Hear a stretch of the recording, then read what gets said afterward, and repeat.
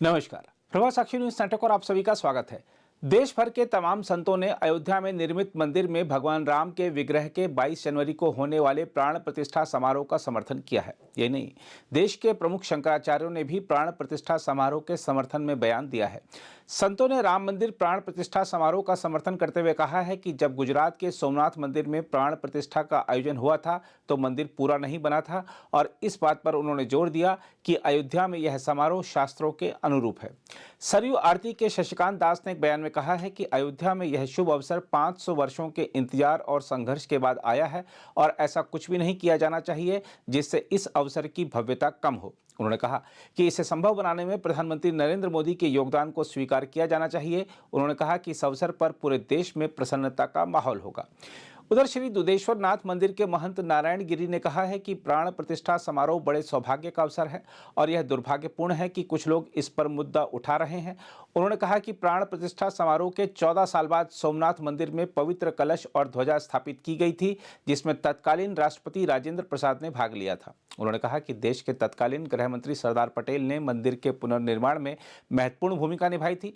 उन्होंने कहा कि अयोध्या में समारोह शास्त्रों के अनुसार शुभ समय पर हो रहा है और देश में खुशी का माहौल है और किसी को भी इसका विरोध नहीं करना चाहिए। उधर प्रवचन करने वाले देवकीनंदन ठाकुर ने कहा है कि किसी को भी इस आयोजन को मुद्दा नहीं बनाना चाहिए। उन्होंने एक पुस्तक का हवाला देते हुए कहा कि सोमनाथ मंदिर में प्राण प्रतिष्ठा समारोह 1951 में हुआ था, जब इसका गर्भगृह भी पूरी तरह से निर्मित नहीं हुआ था। उन्होंने कहा कि अयोध्या मंदिर का गर्भगृह तैयार है और इसकी पहली मंजिल भी तैयार है। उन्होंने कहा कि मोदी पहले प्रधानमंत्री हैं जो गर्व से एक सनातनी की तरह रहते हैं। वहीं पूर्वा मांगे गोवर्धन मठपुरी के शंकराचार्य ने कहा है कि 22 जनवरी को अयोध्या में राम मंदिर प्राण प्रतिष्ठा समारोह बहुत ही शुभ समय और गर्भगृह का निर्माण पूरा होने के बाद हो रहा है।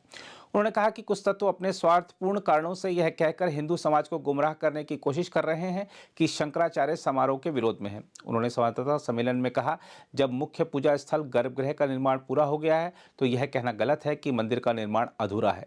शंकराचार्य ने कहा कि 550 साल के संघर्ष के बाद उस स्थान पर एक भव्य मंदिर बनकर तैयार हो गया है जहां भगवान फिर से विराजमान होंगे, और यह हर भारतीय के लिए गर्व की बात है।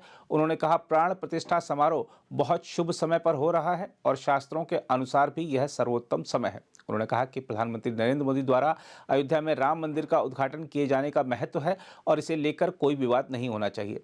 उन्होंने कहा, प्रधानमंत्री एक महान योगी हैं जो मंदिर की प्राण प्रतिष्ठा कर सकते हैं। शंकराचार्य ने कहा कि सभी को इस ऐतिहासिक अवसर का गवाह बनना चाहिए और सभी से अपील है कि उस दिन अपने अपने घरों में राम का नाम जपें, चाहे वे अयोध्या जाएं या नहीं। उन्होंने लोगों से दीप जलाकर इस दिन का जश्न मनाने का भी आग्रह किया।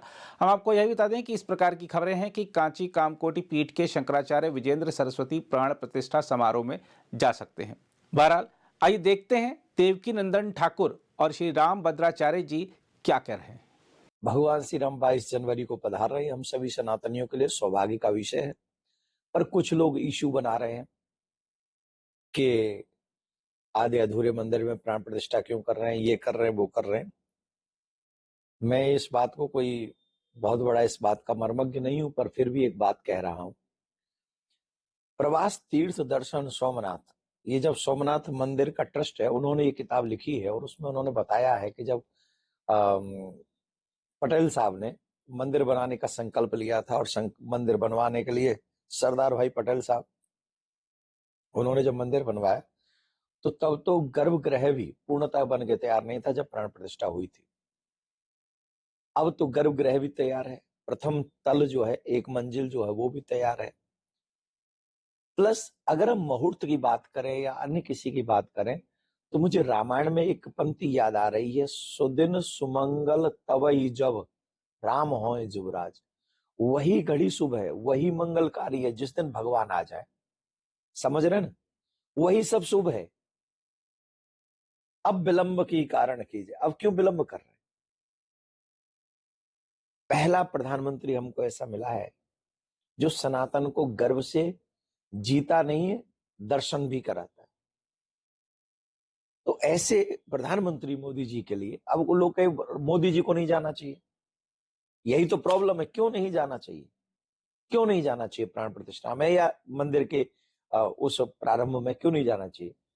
जब विश्वामित्र जी आते हैं, जब वशिष्ठ जी आते हैं, तब राम जी, दशरथ जी सब उनका स्वागत करने के लिए द्वार पे जाते हैं।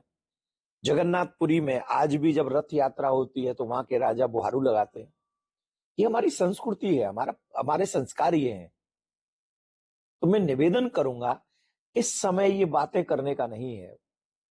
मैं कोई बहुत बड़ा आदमी नहीं हूं, पर मैं छोटी सी बात ये कह रहा हूं कि आप सभी 22 जनवरी को राम जी के प्राकट्य महोत्सव में सम्मिलित हुइए, धूमधाम से तैयारी कीजिए। छोटी मोटी चीजें अपने मन में मत रखिए, चकाचक उत्सव मनाइए, क्योंकि ये समय बार बार नहीं, 500 साल बाद आया है। हमारे पूर्वजों को भी ये अवसर नहीं मिला, तो अब बढ़ चढ़कर हमें इसमें भगवान श्री राम के स्वागत का, भगवान के आने का स्वागत करें, तैयारी करें। हम सबके लिए यही शुभ होगा। जय श्री राम। 14 वर्ष के वनवास के पश्चात भगवान राम के आने पर अयोध्या वासियों की जो प्रतिक्रिया हुई थी, वही प्रतिक्रिया इसमें मेरी है। मेरे हर्ष का कोई ठिकाना नहीं है। मैंने 3 प्रतिज्ञा की थी। 2 प्रतिज्ञाएं, पहली कि श्री अयोध्या में कथा करने तब आऊंगा जब राम जन्मभूमि का निर्णय हो जाएगा, एक।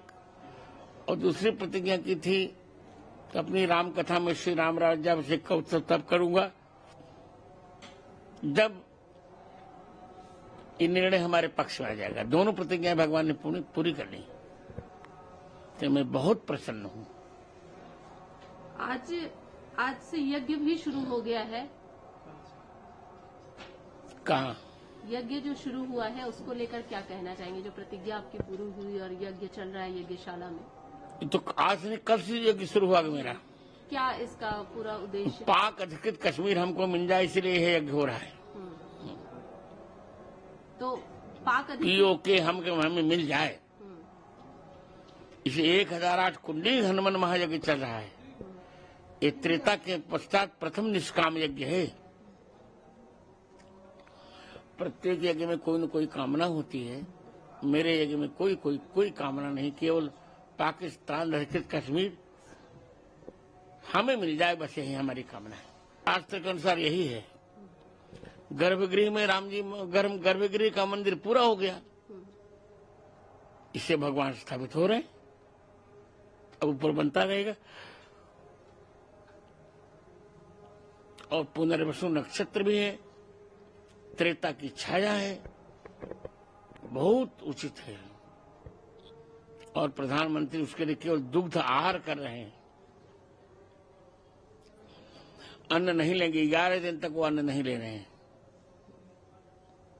क्या ऐसा कोई प्रधानमंत्री देखा आपने? सोचिए। लेकिन सवाल तो बहुत सारे उठाए जा रहे हैं। अन्य पार्टी ये बात ऐसी है, कुटिल राजनीति कर रहे हैं जिनको चुनाव जीतने के। नहीं, जिनको कुछ करना नहीं हो तो करेंगे ही करेंगे। प्रश्न कहते हैं न, खिसियानी बिल्ली कम में को नोचे। उनको कुछ करना नहीं है, तो अच्छा कार्य हो रहा है तो प्रश्न उठा रहे हैं। और चुनाव जीतने के लिए करे कौन बड़ा पाप करे? इतना बड़ा काम तुमने किया है क्या? 60 वर्ष तुम्हारे पास भारत रहा, क्या किया तुमने? अब भारत 5वीं अर्थव्यवस्था हो गया, अब धीरे धीरे तीसरी होगा, अब फिर प्रथम हो जाएगा। कुछ भी नहीं शास्त्र से विरुद्ध है। पौष मास है, पर मकर संक्रांति के सूर्य हैं। सौर मास मकर का है और द्वादशी तिथि है, शुक्ल पक्ष, पुनर्वसु नक्षत्र है, उसमें त्रेता की छाया आ रही है। उसी समय भगवान राम गर्भगृह में विराजमान हो जाएंगे, रामलला जी। तुलसी भजन राम को चारों वर्ण चमार, चमार शब्द का अर्थ चमड़े का प्रेमी। तुलसीदास जी जो कह रहे हैं, तुलसीदास जी कह रहे हैं जो राम जी को नहीं भरता, चारों वर्ण चमार माने चमड़े का प्रेमी है, राम का प्रेमी नहीं। वो जात सूचक है ही नहीं। और चमार शब्द जात सूचक है नहीं, चमार शब्द वहां है ही नहीं, किसी मनुस्मृति में जाति की बात, इसका प्रयोग भी नहीं हुआ है। ये तो चर्मकार का अपभ्रंश है। अगर आप भी लेना चाहते हैं देश दुनिया की तमाम जानकारी, तो आज ही सब्सक्राइब करें हमारे चैनल को। साथ ही नीचे दिए बेल आइकन को जरूर दबाएं ताकि हर अपडेट आप तक पहुंच सके।